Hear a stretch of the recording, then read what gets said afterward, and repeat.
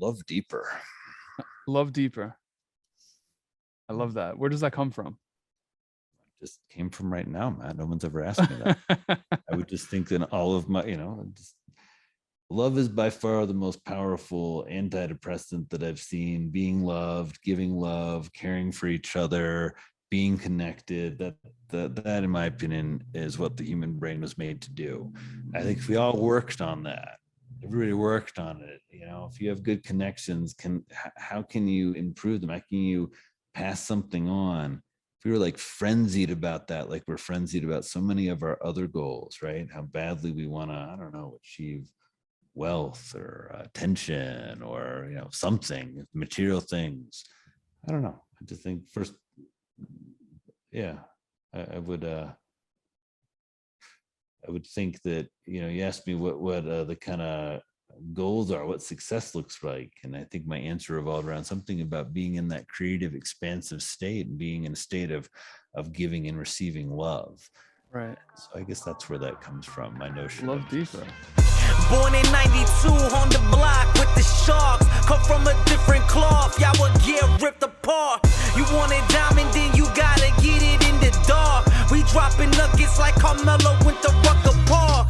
Now we eating from state to state, we scrape the plate. I put my eggs in a basket, took a leap of faith. I took a chance, now we grow and see the impact. Decoding success with special guests, now let's bring Matt. Dr. Drew, welcome to Decoding Success. I have been following your work for some time, TED Talks, books, all of this good stuff for quite some time. Really excited to have you and amplify your message here today. So thank you so much for joining us. Matt, thanks for having me. But that's a real, I don't know, it's really nice to hear. Nice way to start. I appreciate that. It's great to be with you. And it's always fun. You're sitting there writing this stuff and thinking about this stuff by yourself initially. And so it's nice to now have a community and hear about all the folks who've been cheering. So thank you. Absolutely. Absolutely. I mean, let's start with your TED Talk. I think that was one of the best. I'm getting the chills saying, I have goosebumps. I don't know if you could see that. One of the best TED Talks I've ever watched. I think super informative, super engaging. The whole couch, like you even hopped up on the couch at one point. Like it was a really awesome TED Talk. What made you want to do that and put that message out there? We just have to change how we think about mental health. I know I've had to change how I think about mental health. I think we all can agree there's a lot that we're doing better than we ever have before. We have a more open conversation. We're two men. We just talk. We said the word mental health, right? So that there's progress in lots of areas. I don't want to diminish that or throw shade on all of that. We all can agree it's just not. People don't have access to care, right? The care that we do sometimes have access to, medications and psychotherapy, that for a lot of people, that's either not their language or their culture, how they imagine going about it. So that TED Talk also, I wanted to get it right. That was a third one I'd give in the TEDx talks, and you get so nervous doing those. And I've been talking about food and mental health for a while, but I think within food, there's a bigger message for us about the empowerment that we all need to really prioritize taking care of our neurons and our mental health is like the number one goal in our health. Nothing else matters if you don't have mental health. Absolutely. How should we view mental health, right? We're talking about how the landscape has shifted to men having this type of conversation right now, which is a huge win. Like, how should we view mental health? Dynamic, ever-changing, evolving, something that we work on every day, something that we learn so much about, all of us at different phases of our lives. I think we should think about mental health, not just as, what happens when we don't have mental illness. We really want to think about that as a state of functioning, right? When we are connecting with ourselves, our purpose, our community, our partners. And then we've increasingly been using this phrase mental fitness. We have a whole new course, Healing the Modern Brain, which is really around for all of us to achieve our optimal mental health. And that's different for everybody in different phases of our lives. What do we do? And I think that's just, as I said, I stand on the back of that couch in Charlottesville in front of a bunch of 8th graders in the audience. So it's a fun, a beautiful theater. All these TEDx talks are usually in some fascinating theater with all this history. I kind of said, like, if we're going to build our physical health, we all know we all have goals, right? There's whole magazines dedicated to it. Like it's hard for us sometimes even to define mental health. Like, what is Absolutely. that? What function is that? And what do you do to build it? We talk about we want deeper relationships and better connections. Like, okay, yeah. What do you do? How do you do that? And what do you do Yeah. on a Wednesday night? And that just as a clinician and a psychiatrist and a person that's just, I don't know, it's been my brain's been revolving around that for a while now. Of just how do I do that in my own life, and how do I help my patients do more of that? And then increasingly, how does the evidence tell us, particularly around nutrition, like, hey, there are things we should be doing for our mental health. Absolutely. Now, I want to dive into the nutrition side of things in just a little bit. I'm just curious when it comes to the mental fitness. I mean, fitness, when I think about fitness, I think of reps to build up to something, right? Like you're not going to walk into the gym and just have massive biceps or massive quads or whatever, right? So what does mental fitness actually entail? What are the exercises that can be done? I actually just got something recently. I've been trying out a wearable technology to decrease stress and things like that. I'm just curious from your perspective, like what does mental fitness actually entail? So there, for me, really 9 pillars of mental fitness. We can talk about a few of them, and a lot of them Okay. are aspects that people know about. Thinking about sleep hygiene, but really moving beyond what a lot of us do or say. Right? Either we make a joke about how we we stay up too late watching TV, or we say what a lot of patients would say when I evaluate. I try and get like 8 hours, doc, 7-8 hours. That's what I would say. Then I started tracking my sleep every night. I have a year of data. It's not a true statement for almost anybody. Most people are getting more like 5 to 6 hours of sleep. Most people are doing not 8 sleep or not 4 sleep cycles, but 3. Does that matter? Began to matter to me as a brain health guy a lot when a whole new system in our brain got discovered. It's the system you'd think we'd know a lot more about. It's the system that deals with brain waste, called the glymphatic system. It's most active at night. So you kind of, it's not like I'm how do I put it? Some of this is very straightforward and simple, but when you think about your mental fitness, your ability to be your best self, achieve things maybe you never imagined. I would say writing was, I liked to write, but I don't know, I never thought I'd write a book. Like a lot of people write books, so that requires the mental fitness. This happened during the pandemic. I signed this book contract.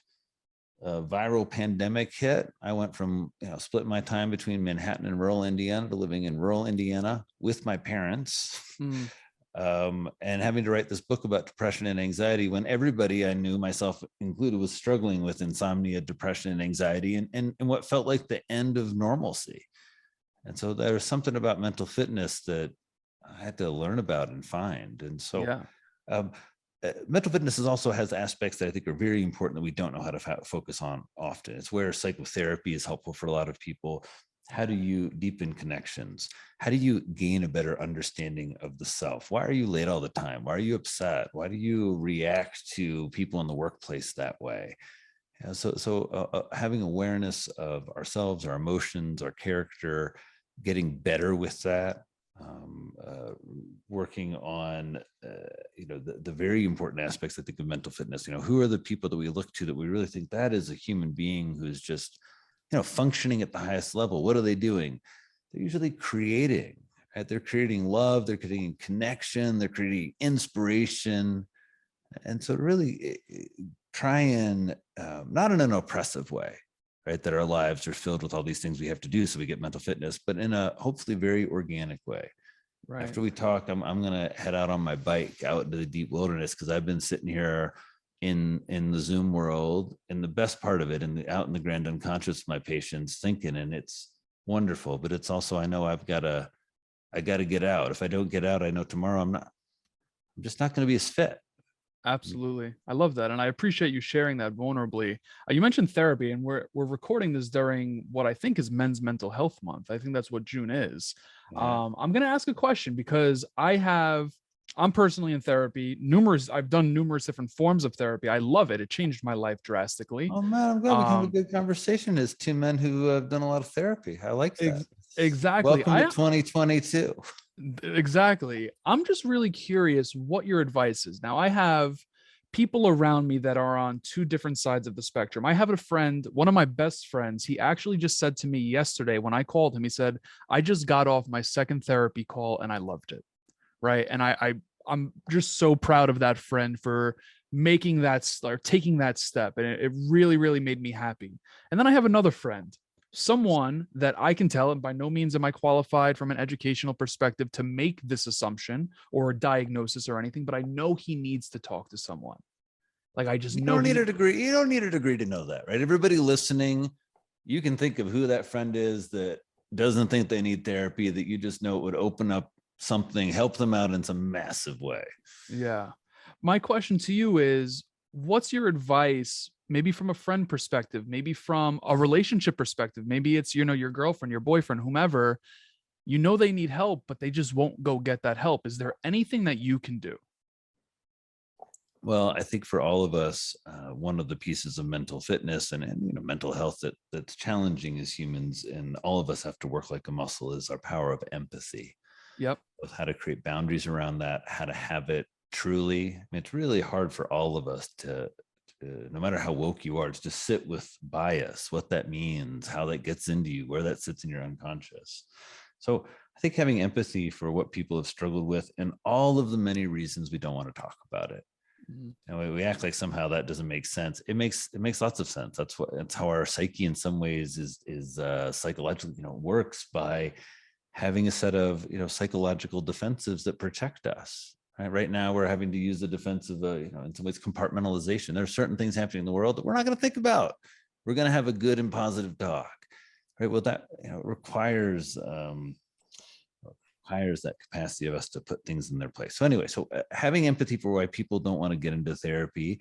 I think if it's somebody where you also you care about, you want to understand some of the barriers.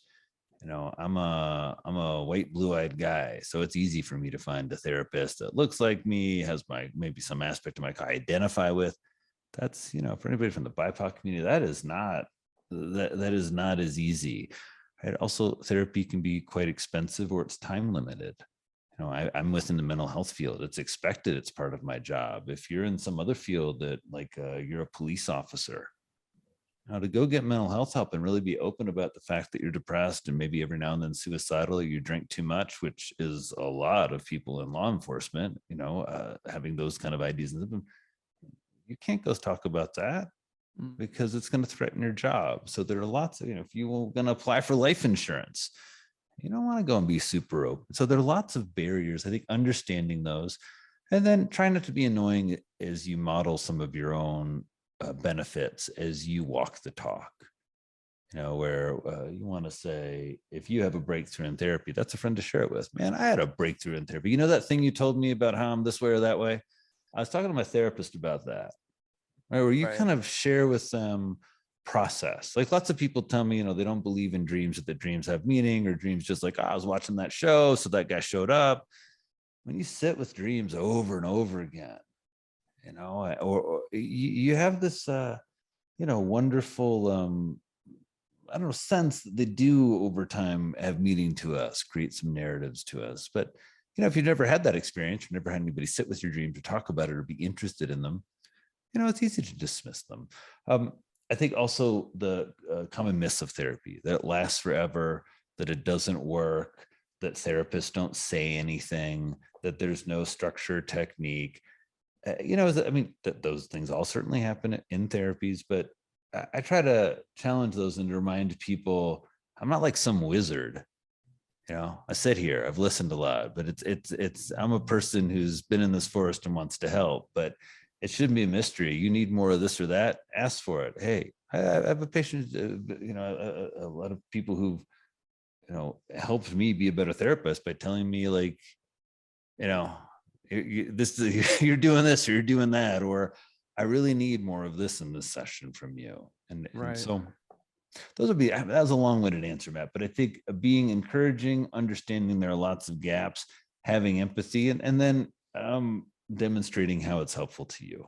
Absolutely. I love that. Now I'm curious, you talked about dreams having meaning. Do you think they have meaning? Yeah, I do. I'm a psychodynamic psychiatrist, which means, Right. way of saying I believe in the unconscious, and I believe dreams have meaning. Like when you go to an art museum, it has meaning. Like when you go out on a date and you feel that magic and you're falling in love, all kinds of things take on meaning in that moment. The thing you're eating, the restaurant, the date, right? The reason dreams have meaning is because of the way that the human mind creates images and stories and consciousness. And so to deny that, right? It's like saying, I don't know, it's like saying that language doesn't have meaning or that music doesn't have feeling. It's like, I don't know, it's the brain doing something. We should, in my opinion, like bow down in worship of it and the, try and glean the messages. But, that's how I'm oriented, I guess.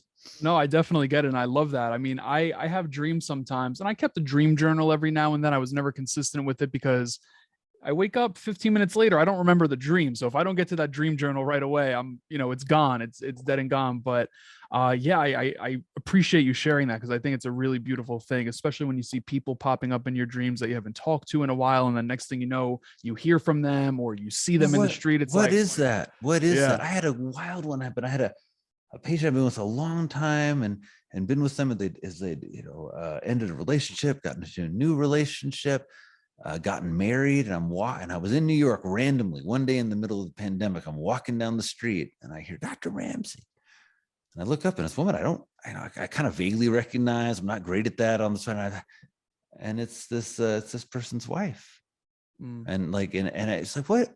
I mean, what is that?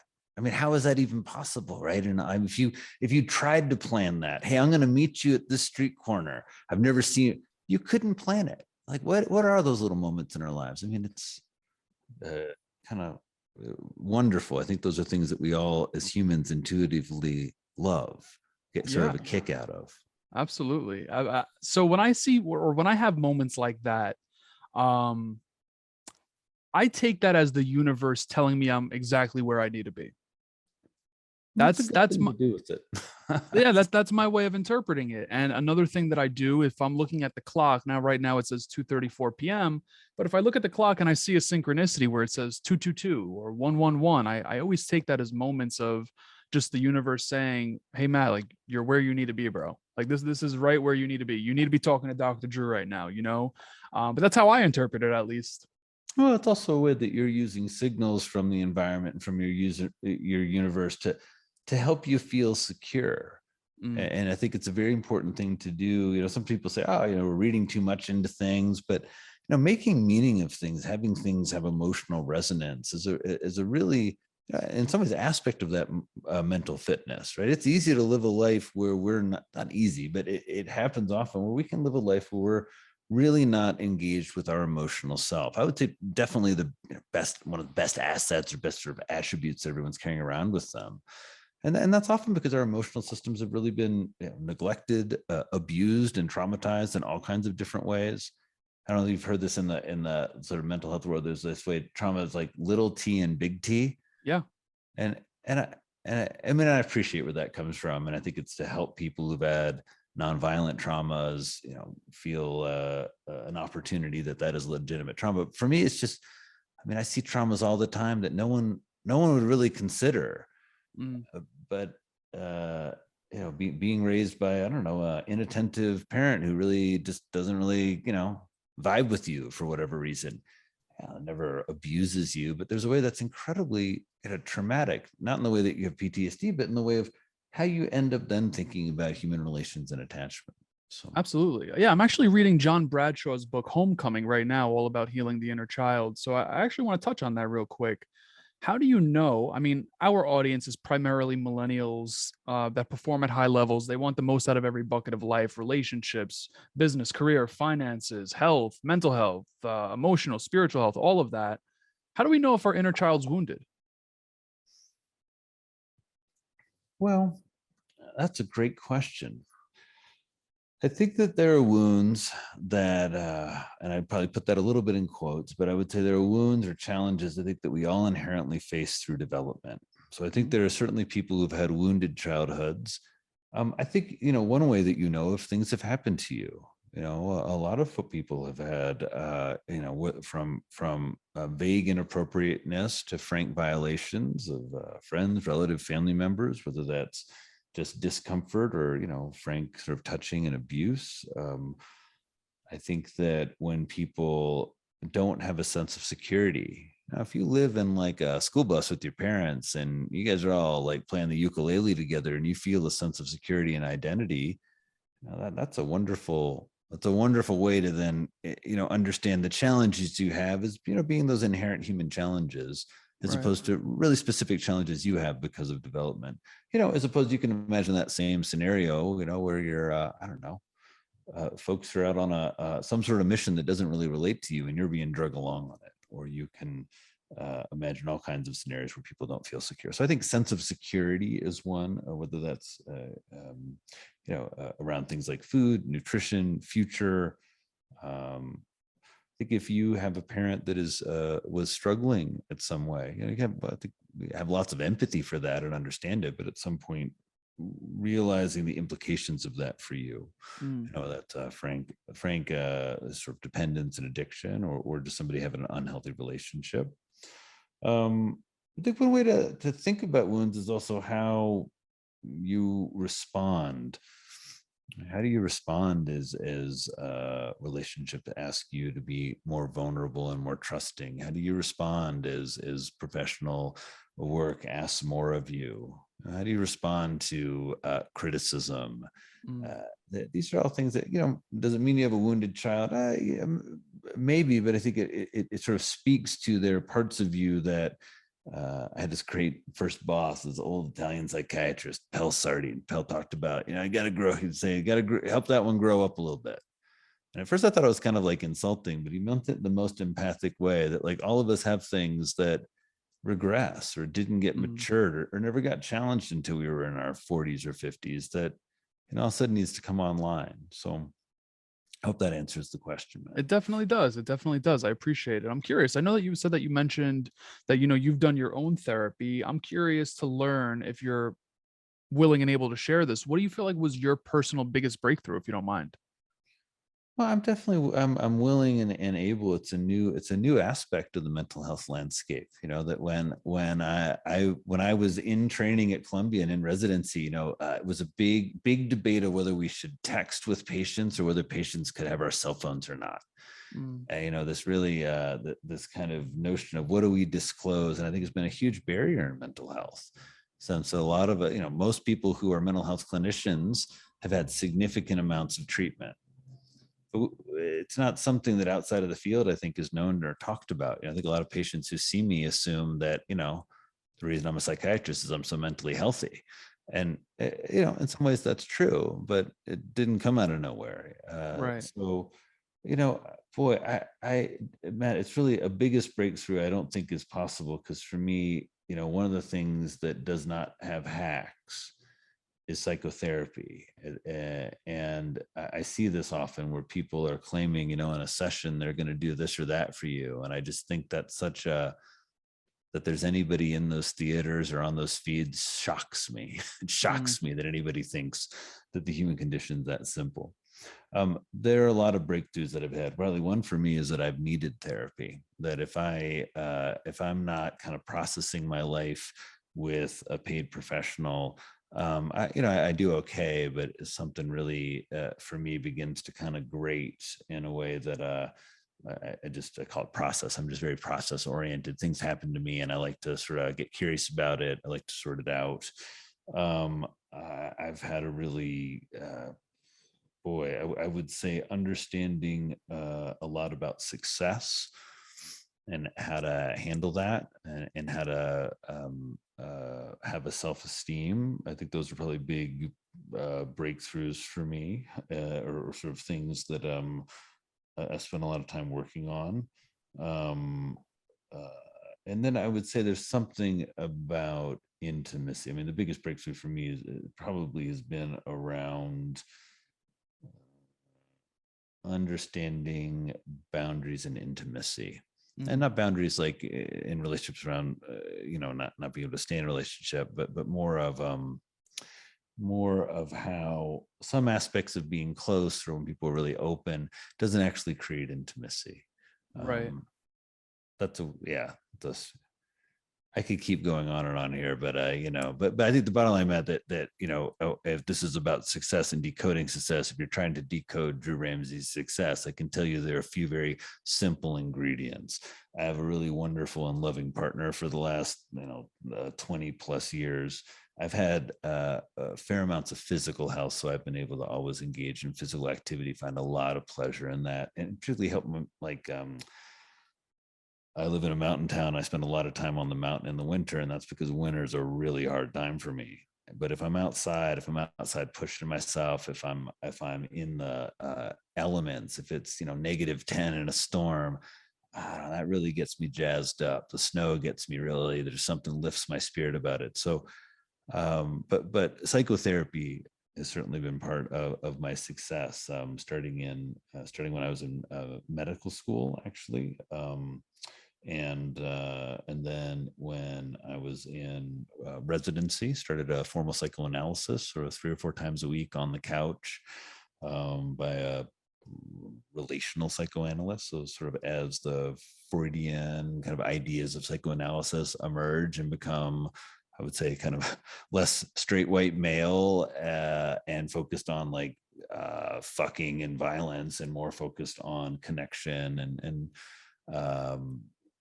I don't know. I found those ideas to be very helpful clinically, but also personally. And then I did a long course of treatment, had some time off, had our daughter, and then just having kids brings things up for us all about who you are, your values, your mortality. There's a jarring part of parenthood no one talks about. Like, just as you were loving that little curly haired guy, and like, and now you've got a 3-year-old, like no curly hair, and just it's all so much happens. It's really rich. But so then got back into regular psychotherapy, and I've been in there. Just had a had a session yesterday. So there we go. I love that. Yeah, I'm in the same boat. I mean, it's drastically changed my life. So I was just curious what your breakthroughs were there, and I appreciate the vulnerability and transparency.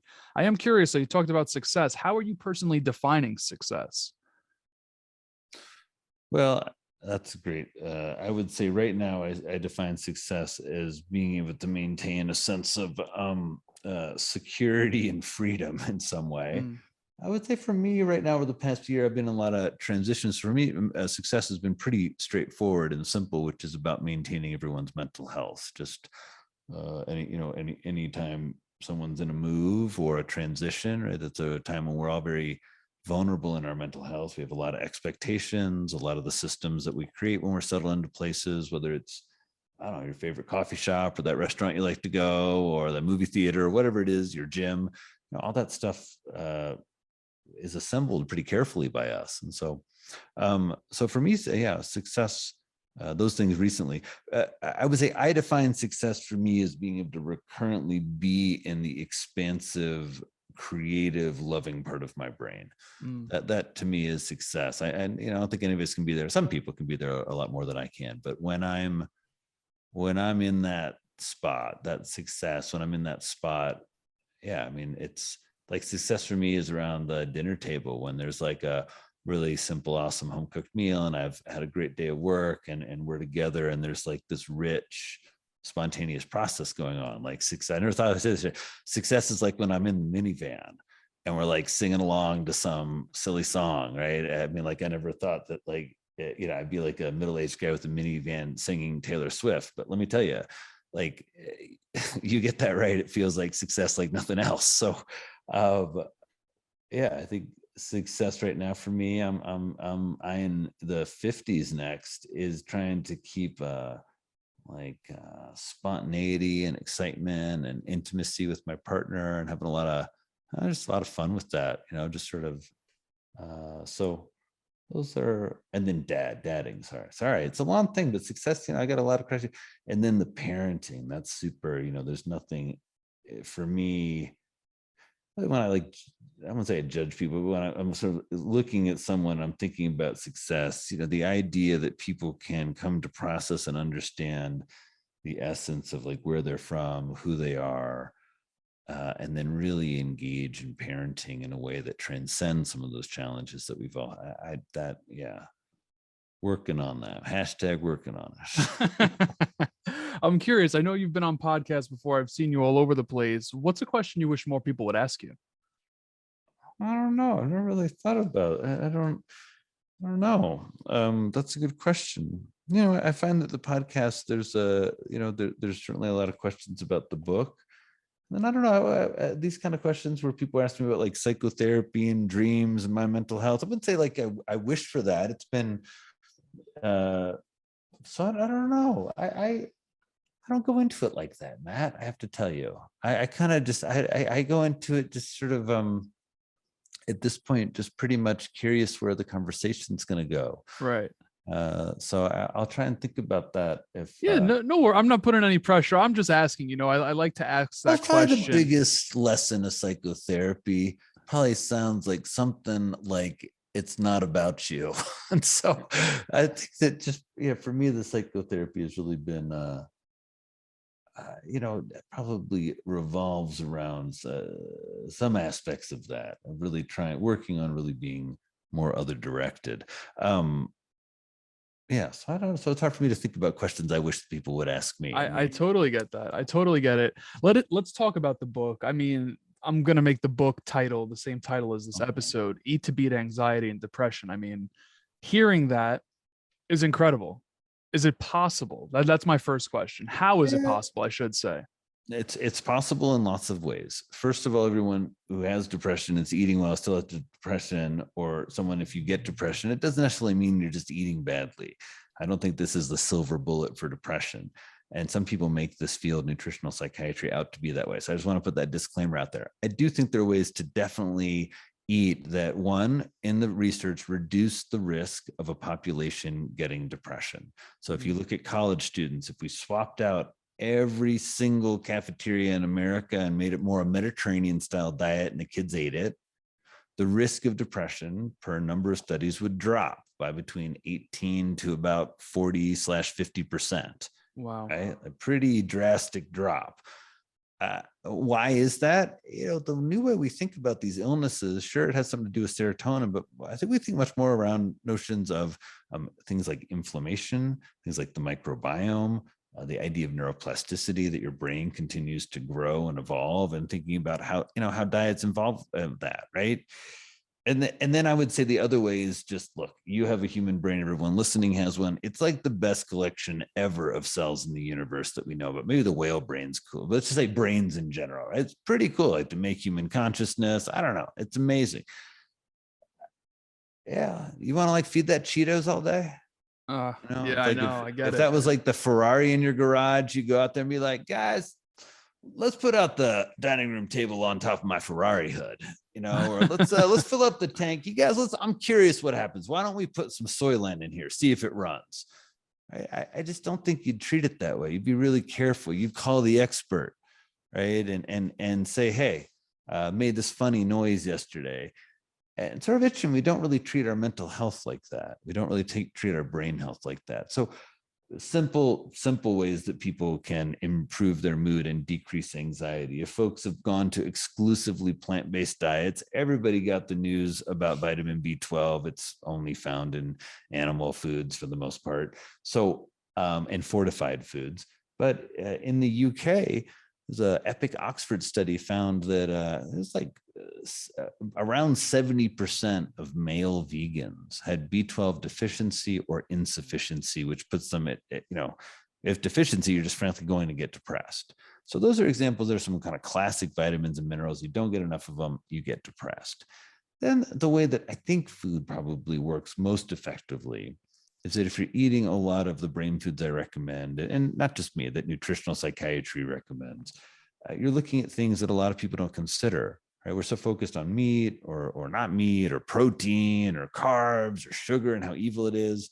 Now, most important thing for people to hear on this podcast is fermented foods, right? That in terms of the data and really wanting to like shift your health, I mean, wow, you have like more genes in your gut than you do, right? Sitting here looking at Matt's 27,000 genes. Like we think about his gut, there's 2 million genes in his gut.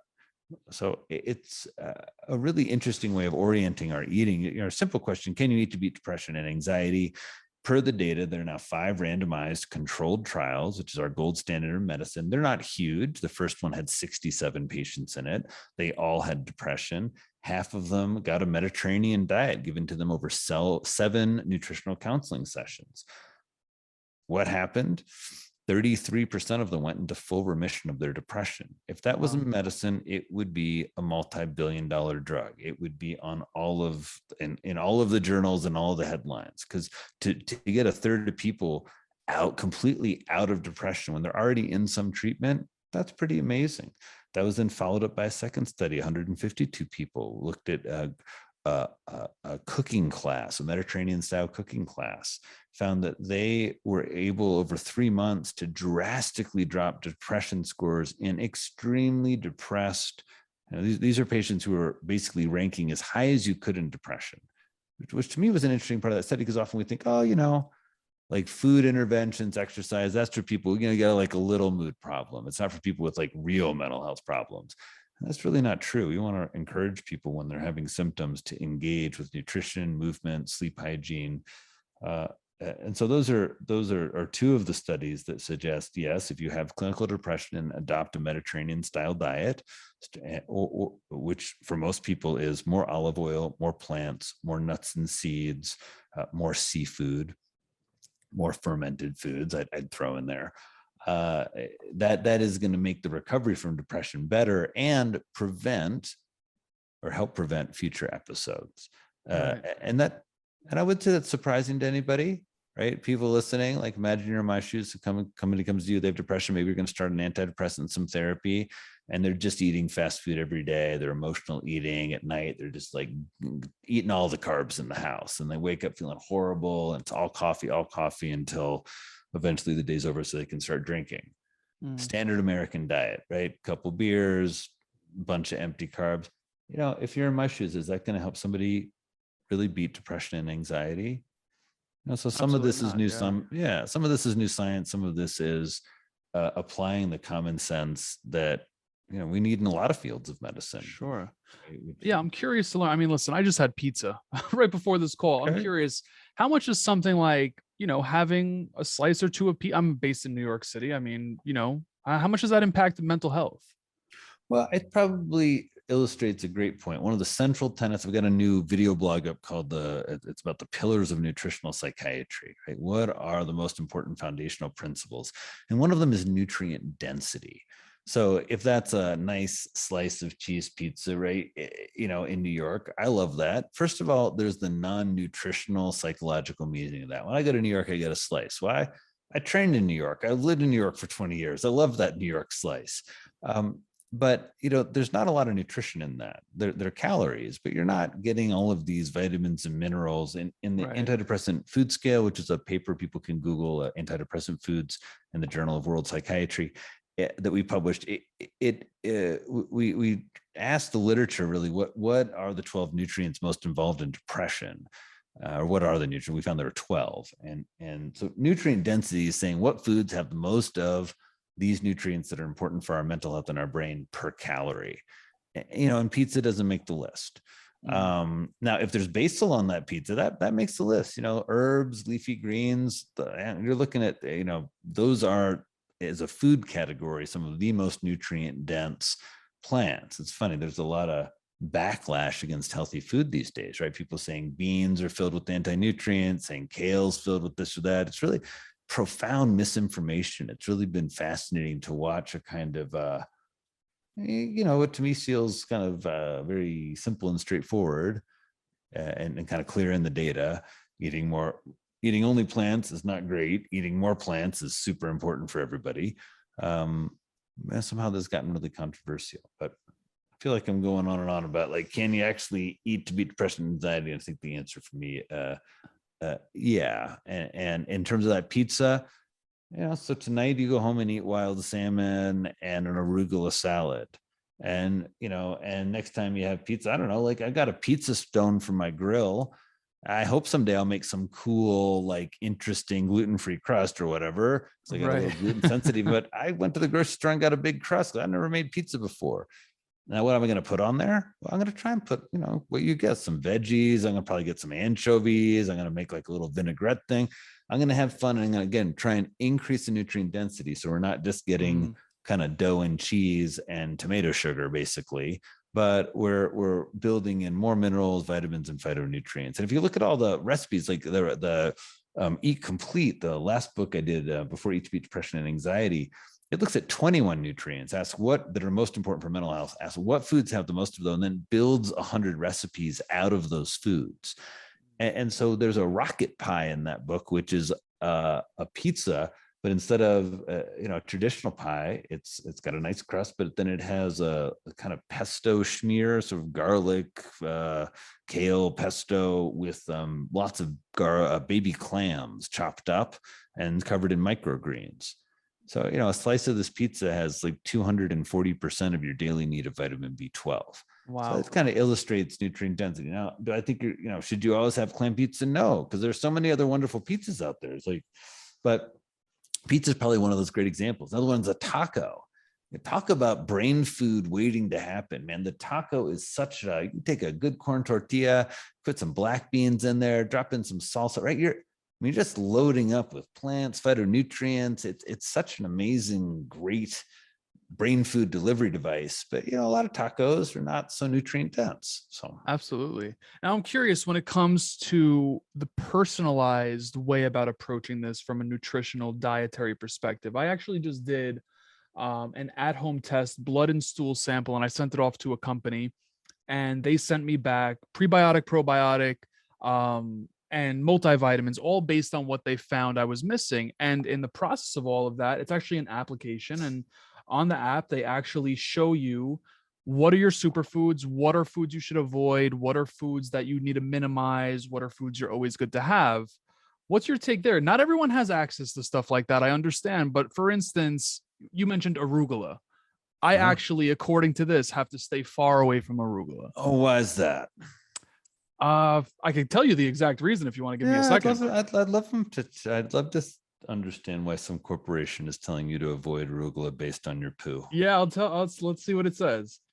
So there's a lot. I mean, anchovies is a superfood to me. Maybe it tells you to avoid those. Maybe because they both start with an A, anchovies and arugula. I'm not. Let's see if this loads up. Sorry I'll to be tell you. dripping with sarcasm. My understanding of these platforms right now is that if you hold stock in them, you should short them. Because first of Really? all, they're just BS. The idea Okay. that I'm going to take your genes and tell you what to eat is garbage. The idea that you're going to have food sensitivity testing based on IgG antibodies that's going to inform what you eat is garbage. The companies that promote these are garbage. They're dealing in fear. And if there's significant data that it shifts, I'm happy to be wrong. I would love to test your blood and be like, Jay, welcome to Dr. Drew Ramsey's super genetic nutritional psychiatry hut. Oh, no wonder you feel sad, bro. It's been the arugula. I heard you put it on your pizza. Take the arugula off your pizza. You're going to be fine. Now, certainly people have food sensitivities. Certainly people have allergies. But the idea that your genes tell you to eat one leafy green versus the other, or that because of, it's just a little, it's an abuse of science because it's taking ideas. It's like when people say you're going to have, you're going to feel better because you have more serotonin in your brain. Or like when people say, all the serotonin's in your gut. That's a true statement. It doesn't have a lot to do with mental health, to be honest. All the serotonin is 95 is your gut. The 500,000 serotonin neurons in your brain, those are pretty interesting. They're separate and different population, but it's the way that like little stats like that. Sorry to go on and on about this. It's just where I feel a lot of people are struggling and that they're looking to science like this to solve the problem when the solution to the problem is pretty apparent right now for most folks. No, I definitely get it. So it actually says arugula may contain nitrates that your microbiome can potentially change. Can potentially change into a more readily absorbed or harmful form. An analysis of your data indicates that avoiding foods with nitrates will be of extra benefit for you. Avoiding arugula may improve your ammonia production pathway score. So I really haven't ate it. I've had arugula a couple times. I mean, I love I don't think arugula. any of that you just read is true. You're not eating celery too? It says not to eat celery. It says Of avoid course celery. not. Of course. Yeah, that's good. It says to avoid celery. It says And nitric oxide, beets. Yeah, it tells me no beets.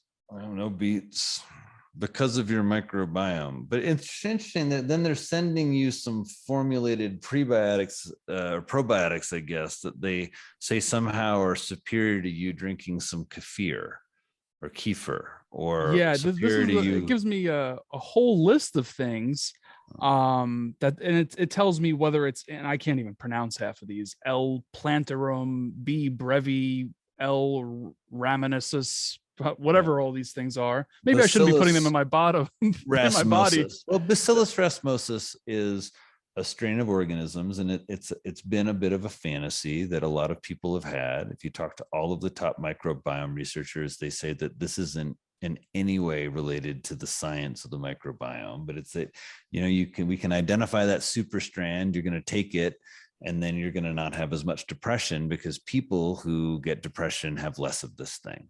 The problem is it's not, it's not what the science says.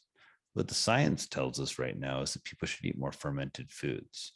Probiotics don't have data that they help. There's one study in mental health that's quite interesting of patients getting probiotics after being hospitalized for acute mania.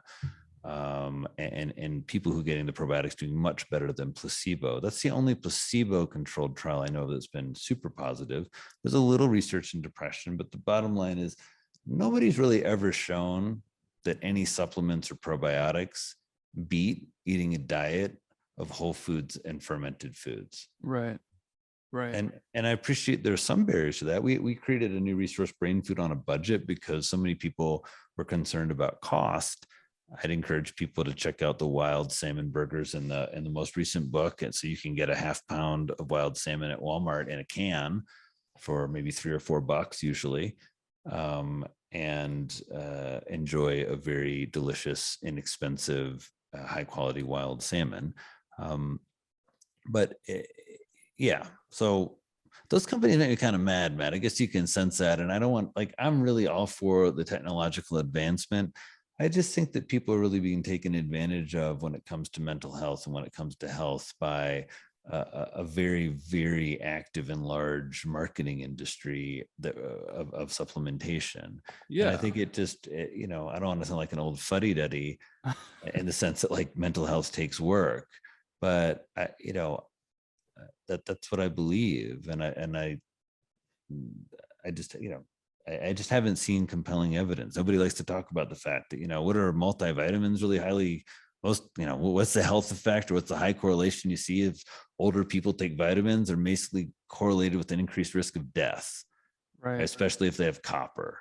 And it's just, boy, you make me sound like an old cranky guy here. Let's move on from that. I'm curious. What are some fermented foods? Now, I know fermented as kombucha, but I no longer drink that because of caffeine. Well, yeah. I mean, I'd want to hear about that if you work, because there are a lot of different teas. Kombucha is a fermented tea, so all fermented products are basically bacteria eating up sugar and making secondary metabolites. Then you also get live bacteria. So in this little kombucha that I've got here, I drink a hopped kombucha, is ones I really like. You're getting 30, 40, 50 calories in 12 to 16 ounces, and you're getting hundreds of millions of live bacteria. The kombucha, they say the 3 Ks, kombucha, kefir, and kimchi are the 3 that people often know about. I think miso is another great one. Pickled vegetables, if they're especially one from the refrigerated section. Sourdough bread is an example of a fermented food. Dark chocolate's a fermented food. Doesn't have. I didn't know that. Yeah, that's what they do. After they take it out of the pod and They put it in these bins, they let it ferment, and then dry it. I love that. No, I'm taking notes here. I mean, that's good stuff. I didn't know that And then about think dark with chocolate. fermented foods and eating more plants, what a lot of the studies show is initially there can be some gassiness and some bloating, and that fades after week 2.5, week 3. But we're all kind of impatient, right? We want to eat something and have an immediate effect and feel better. We want to make a dietary change and lose weight and feel happier and more energy in the next 3 or 4 days. It's one thing mental health has taught me is that real good changes, they often take a little time. They're not even if you do something radically, like let's say you stop drinking, the real benefits of that, the real cognitive and mental health benefits, my experience, you really start feeling it month 3, month 9, year 1. That's when it really takes hold. And actually initially when people do things like that, they often feel a little worse. So there's and I think nutrition is like that, right? Where people feel they need a cheat day, or they feel if they eat dark chocolate, it's horrible, or it's got to be really regimented. And that's where I hope some of these ideas in nutritional psychiatry and in the book about people focusing on nutrient density, people focusing on food categories, we say seafood, greens, nuts and beans, and a little dark chocolate. I'm sure everyone, hope folks have heard that little rhyme, probably not, but of ideas. You're looking at the restaurant menu and you haven't been feeling great. It's not like you eat wild salmon or you get pasta with anchovies or sardines in it that you're going to feel amazing. But sometimes that happens. That happened to me yesterday. Had a really, really emotional day, really challenging, good but challenging clinical day, and was hungry. And we got to this amazing Saluna Cafe here. It's amazing, plant-based goodness, lots of falafel and salads, just all my favorite stuff. And I mean, I just remember sitting with the plate and I was just so happy. And then afterwards, I was just so happy. It was just so exactly hit the spot. So sometimes that happens, but what we're really looking for is that over time, your brain's better nourished, your inflammatory pathways are better regulated, which is what you get through feeding your microbiome, lots of plants and lots of fermented foods. You've got a brain filled with lots of omega-3 fats from the little fishies, and that you're avoiding all the processed foods. All the studies are also kind of clear. It's great to talk about the accolades of all these natural foods, but one of the big drivers of people beating depression with food is people getting off of highly processed foods. Right. So, if you're not processing it yourself, i.e. chopping it up and sauteing it or oven roasting it or grilling it or something like that, you're taking it out of a package. You want to hit pause, right? That's processed food. And so even simple things, I got processed foods in my kitchen. It's called a loaf of bread. It's you can get really high quality, right? Very, very fiber rich bread, or, I could buy the croissants again. I don't know.